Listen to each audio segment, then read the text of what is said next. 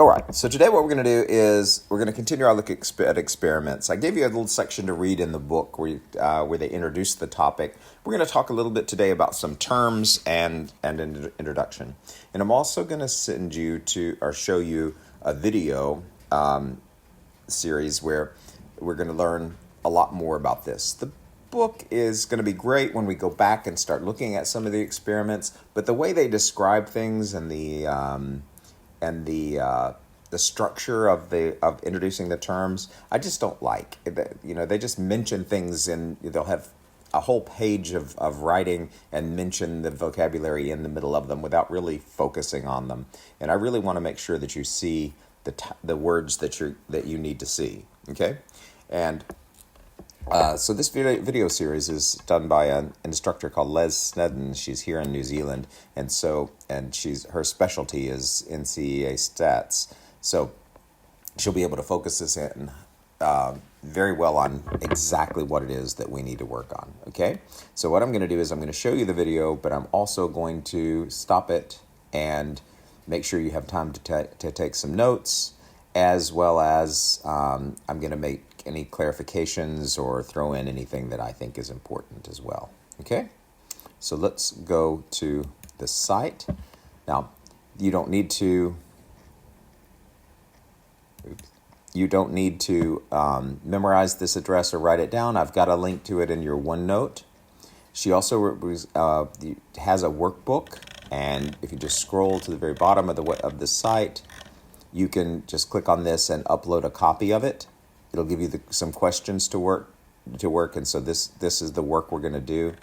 You'll also be able to come back to any of these videos that you want to see, and as well as you could go to YouTube and watch my video with the annotations as well. Okay, it's got a little introduction there, and then workbook pages 2 through 6. If you want to work on that, you can, but we're really going to start here because we've done a little bit of an introduction, but that was kind of funny if you want to watch it. All right. So here we go. So have your notes ready because you are going to be an active participant watching this video, okay? Don't worry about it, says AP. Hi everyone, and welcome to my video. We're going to be talking about experiments, observational studies, and drawing conclusions. Now before I start, let's ask ourselves a quick question. Why would someone use statistics? Well, maybe a doctor wants to see the effects of multiple types of medication on a patient and figure out which is best. Or an investor wants to find out which company is best to invest in using their ongoing activities. Doesn't mean to have sound. Whatever the applications may be, there are two major categories of collecting data. Okay, now that we have sound, let's give this another shot. Hi everyone, and welcome to my video. We're going to be talking about experiments, observational studies, and drawing conclusions. Now before I start, let's ask ourselves a quick question. Why would someone use statistics? Well, maybe a doctor wants to see the effects of multiple types of medication on a patient and figure out which is best. Or an investor wants to find out which company is best to invest in using their ongoing activities. Whatever the applications may be, there are two major categories of collecting data. The first is observational study.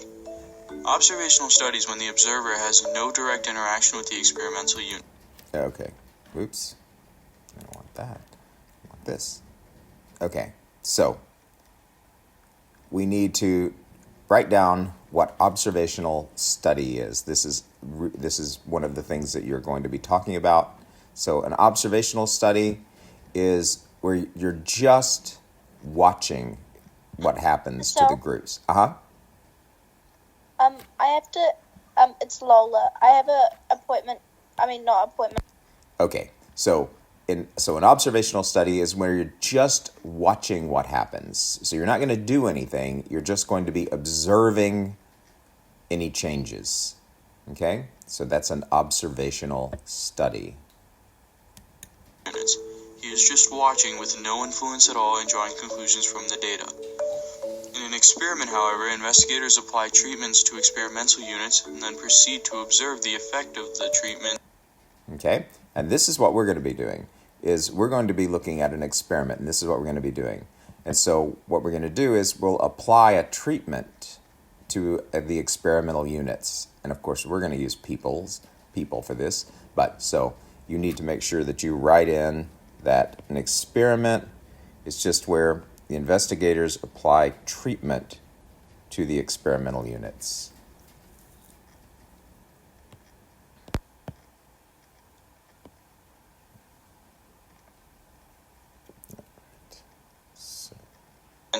On the experimental units. It's pretty much the exact opposite of an observational study, because in an experiment, the observer will place himself and his influence within the field of observation, change at least one factor, take data, and draw conclusions from the data. So now that we've covered the basics, let's get back to the previous examples. A doctor is giving a patient medication and observing effects. So let's say he gives the patient medicine A and sees good results. But he doesn't want to stop there. He continues. Maybe he changes the medication from medicine A to medicine B and sees a better result. He can then conclude that medicine B is more effective than medicine A. This would be an example of an experiment because the doctor is changing the medication, which is a factor, and therefore the outcome. Now obviously this is a small-scale example of what would actually happen. In reality, the doctor would assign medication A to a group of people, medication B to another group of people, and observe the results on a bit of a larger scale. Now let's get back to the investor example. Let's say an investor wants to put his money into one of 3 companies, but he doesn't know which one. So for about a month, he charts progressions and patterns to see what happens in all the companies. He then finds which is best and puts his money into that company. This would be an observational study. But what if we switched it up a little bit? What if it's not some random investor, but it's the CEO of one of the companies? Let's say this company sells red ties exclusively.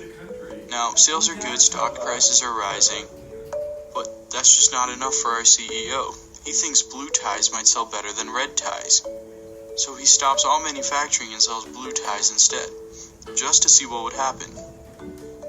He has high hopes that the value of the company will skyrocket after he starts selling blue ties, but in fact it does the exact opposite. He then concludes that red ties were better to sell and goes back. This would be an experiment because the CEO changed a factor, the tie color. The difference between the investor and the CEO was that the CEO had direct influence on his company. Again, this was just to get a basic grasp of the concept of experiments. These are not nearly as simple in reality. Now that we know the difference between experiments and observational studies, let's divide them even further. There are 2 types of observational studies. The first is when a sample of a population is chosen at random and observed, and results are assumed about the population. The second is when a sample is chosen from convenience rather than at random. As for the experiments, they can be categorized 2 ways as well. One with a random set of experimental units, and one with a volunteer or not random set of experimental units. Okay, so let me just interject here that this is what we're going to be doing. We're going to be looking at studying individuals that are randomly selected from some population. Now, it's going to look a lot more like we're doing the just individual volunteer because we're going to be going to a classroom and doing this, but we're going to pretend that they were randomly selected, okay? Just for our case, we have to just pretend that these individuals were randomly selected, and we'll be talking about how to do that as we go. Okay.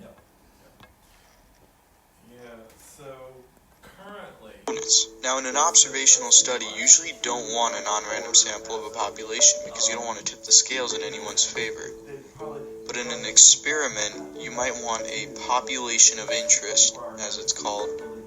So in the case of an experiment, the situation would decide what kind of selection the conductor should use. Now, I think I've covered everything, so everyone, thank you for watching my video, and I hope you enjoyed it.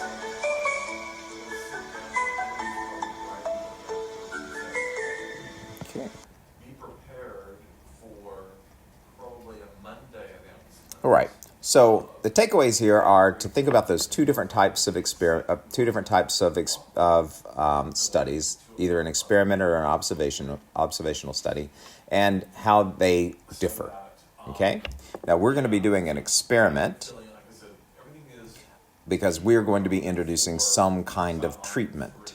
And we're all going to be doing basically the same experiment. So if you remember, if some of you were in in stats for year 12 and you did an experiment where you went to the class and most of you played music or made noise or whatever to see if students could work on the same task and get the same results.